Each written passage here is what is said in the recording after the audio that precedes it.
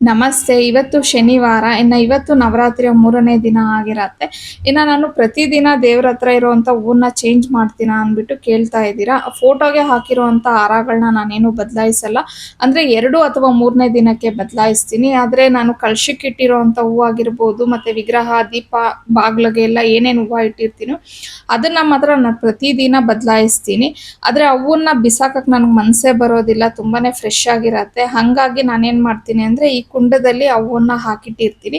ಮತ್ತೆ ನಾಳೆ ಬದಲಾಯಿಸುವಾಗ ಈ ಕುಂಡದಲ್ಲಿರುವಂಥ ಹೂವನ್ನೆಲ್ಲ ತೆಗೆದುಬಿಟ್ಟು ಆ ಹೂವನ್ನ ಇದರಲ್ಲಿ ಹಾಕಿಡ್ತೀನಿ. ಆ ರೀತಿ ಮಾಡ್ತಿರ್ತೀನಿ ನಾನು.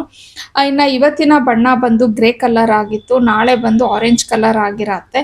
ಹಾಗೇನೆ ನೈವೇದ್ಯಕ್ಕೆ ಅಂತ ಹೇಳಿ ನಾನು ಇವತ್ತು ಚಿತ್ರಾನ್ನ ಮಾಡಿದ್ದೆ. ಈರುಳ್ಳಿ, ಬೆಳ್ಳುಳ್ಳಿ ಬಳಸ್ತೀರಾ ನಾವು ನೈವೇದ್ಯ ಪ್ರಸಾದಗಳನ್ನ ಮಾಡ್ಕೊಬೋದು. ಸ್ವೀಟೇ ಮಾಡಬೇಕು ಆ ಥರ ಏನೂ ಇಲ್ಲ.